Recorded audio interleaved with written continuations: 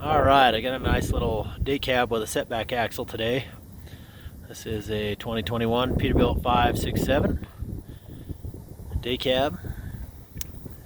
And we built these for our buddies for Wagner Equipment here in Colorado, New Mexico, Texas. And so I think they turned out pretty cool. It's a 220 wheelbase.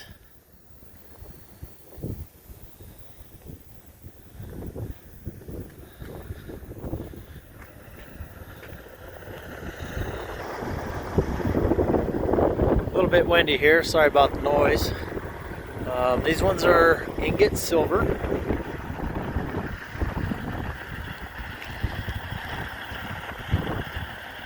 Did a single stack on this one. They are the longer hood configuration in 567 with the setback axle. If you looked at my dump truck video from the day before yesterday, you'll see the short hood version with the set forward axle, which is a little bit of an unusual configuration. Watch that video there if you want. So this is a 5 1/4 Cummins, 1850 torque,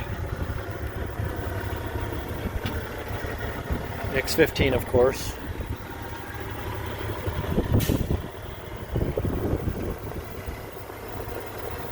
Disc brakes front to back.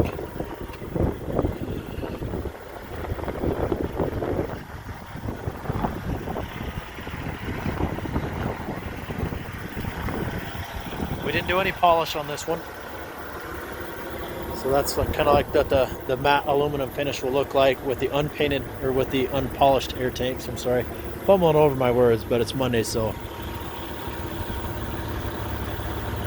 we'll make it through together if we try hard enough. So did 80-gallon tanks on this side, and you'll notice that I pushed the def tank to the back, and the reason I did that is so that the driver has steps. And so we got some headache racks. I'm going to have a part 2 to the video on these and some heavy hauls once they get upfitted with their ProTech headache racks that they purchased from our buddy Ben down in Chrome Country, Nashville. Good job on those, Ben. Can't wait to see what they look like when they're all done. And then we needed some different tread plates, so we had ProTech custom make this for us. And they came in different sections. And here's the stub outs right here for your hydraulics.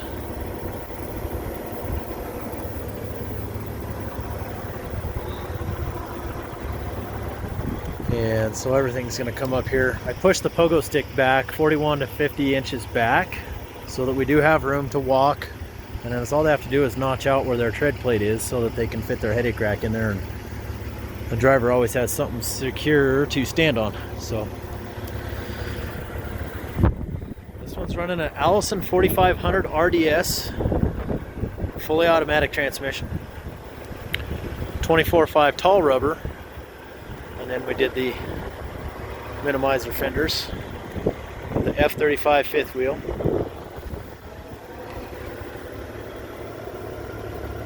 and the Peterbilt low leaf suspension.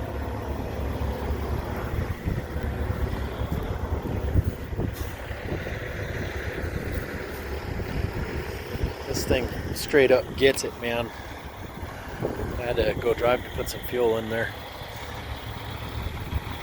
So we did a split tank on this side.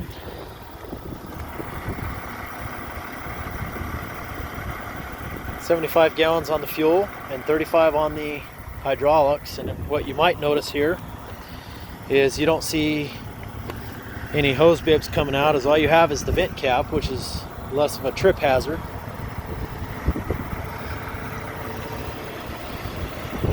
So we ran the hoses in there, but what I learned some tricks of the trade here on doing PTOs and setting them up so that you don't aerate your hydraulic oil.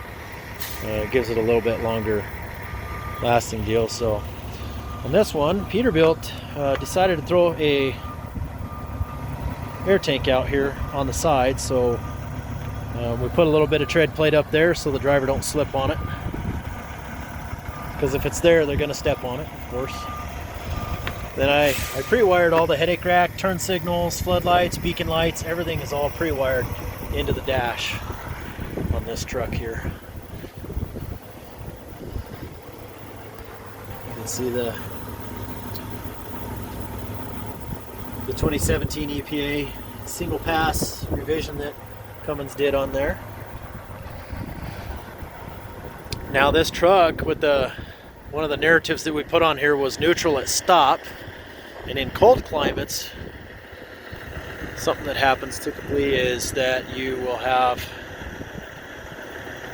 in icy situations, the truck has a tendency to push. When you have a truck pushing on ice, it's not a good thing here. And so you're going to feel a little bit of a bump where it kicks itself into neutral. It saves fuel. It's something that Allison's heavily touting. I do believe it's an option you can turn off if you don't like it. And this one weighs in at about 17.3. We'll put the medium grade interior on this one.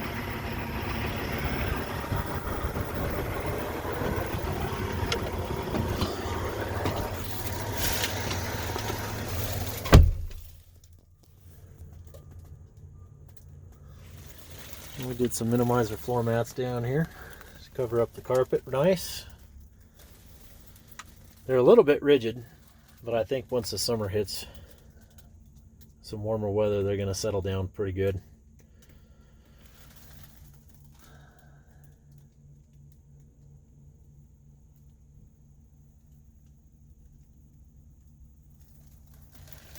Jake brakes here.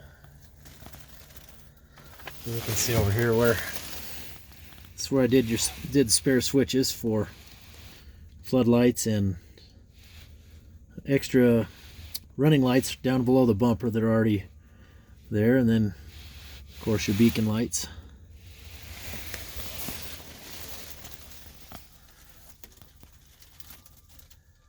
Your cancel for your daytime running lights, some spares, extra air switches, and then I put dual controls for your full lockers so you can control your front and your rear separately, and then you got your interlock front to rear.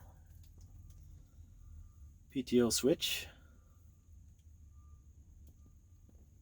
and a dump switch just in case you ever need it, maybe for the second life of the truck. And you can see here we went ahead and put the shift tower in for this one instead of the button, and we're kind of curious how the driver likes that one. I like it.